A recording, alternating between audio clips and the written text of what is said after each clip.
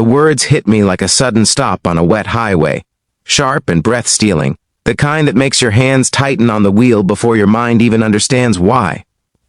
It was late afternoon in Ohio, the sky low and gray, traffic humming like a distant thought, and my boss's wife sat in the passenger seat with a look that carried far more weight than the sentence itself. My heart began to pound, not from desire, but from fear, confusion, and the heavy knowledge that a single wrong turn could ruin everything I had spent years trying to build. In that frozen moment, I felt how fragile a good life really is, how easily it can tilt when trust and temptation cross paths. If you believe in kindness, integrity, and second chances, take a moment right now to like this video, share it with someone who needs hope, leave a comment, and subscribe to the channel. Your support helps stories like this reach hearts that may be struggling in silence. My name is Matthew Collins, and I was not a man used to drama. I grew up in Indiana in a family that believed quiet work and clean living were virtues, the kind you carried like a well-pressed shirt. After college, I moved to Columbus for a job at a construction management firm owned by a man named Robert Hayes. He was demanding but fair, the kind of boss who remembered birthdays and expected loyalty in return. His wife, Rebecca Hayes, was known in the office only through framed photos on his desk and polite greetings at company events. She volunteered at shelters, organized charity drives, and smiled with a grace that made people feel seen. When Robert asked me to drive her to a meeting after her car broke down, I saw it as a simple favor, nothing more. The first miles passed quietly, the city giving way to stretches of winter bare trees and strip malls. I focused on the road, on the rhythm of tires over asphalt, telling myself that professionalism was a habit, not a feeling. But tension crept in like fog, subtle at first, then thick enough to make me uneasy. Rebecca seemed distracted, her gaze fixed on the passing landscape, her hands clasped tightly in her lap.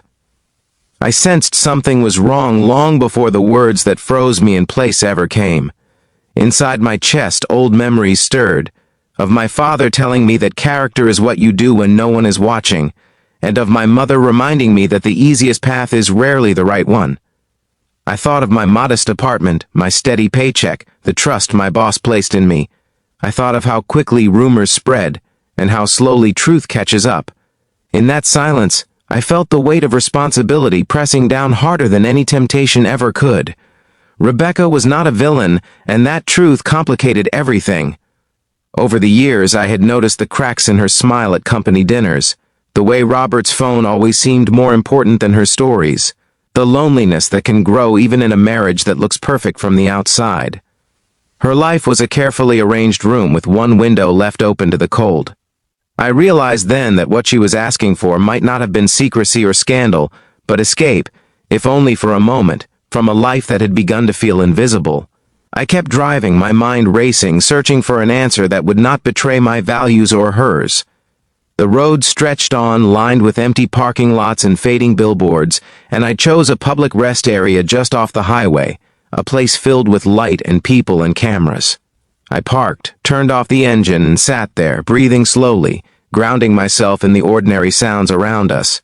I knew that whatever needed to be said or understood had to happen in the open, where lines remained clear and intentions could not be twisted by shadows. What followed was not a dramatic confrontation, but a quiet unraveling. Rebecca's composure finally broke, and the story spilled out in fragments of disappointment, years of feeling secondary, of giving and giving until there was nothing left. I listened, not as a man being tempted, but as a human being recognizing another's pain. I offered no promises, no comfort that crossed boundaries, only empathy and honesty. I reminded her, gently but firmly, that I respected her, her marriage, and myself too much to become the kind of mistake that leaves scars on everyone involved. That moment changed me more than I expected. In choosing restraint, I discovered strength I did not know I had. In choosing transparency, I found relief. When we resumed the drive and later arrived at her meeting, the air between us felt lighter, as if something dangerous had passed without claiming a victim. I dropped her off, wished her well, and drove away with my hands steady and my conscience clear. The days that followed were uneasy. I wondered if she would speak to Robert, if my job would be at risk, if silence would protect us or condemn me. Then, one evening, Robert asked me to stay late. My stomach tightened as I followed him into his office, the hum of fluorescent lights amplifying my nerves. But his expression was not angry. It was tired. He thanked me for my professionalism, for my discretion, and for something he did not name but clearly understood. That night, I went home feeling both drained and grateful, aware that doing the right thing does not always bring applause, but it does bring peace. Life moved forward, subtly altered. Robert began leaving the office earlier some days. Rebecca stopped by once to thank me, her smile steadier, her eyes clearer. I focused on my work, eventually earning a promotion that came not just from skill, but from trust.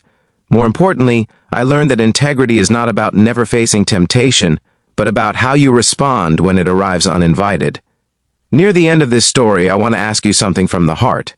If this journey moved you, if it reminded you of a moment when you had to choose who you wanted to be, please like the video, share it with someone who needs encouragement, and subscribe to the channel.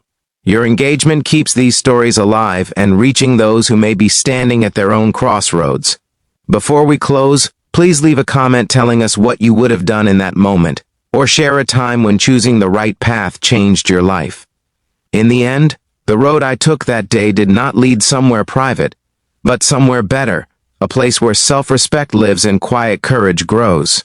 And every time I drive past that rest area in Ohio, I remember that freezing moment and feel thankful that I chose to keep moving forward, eyes open, hands steady, heart intact.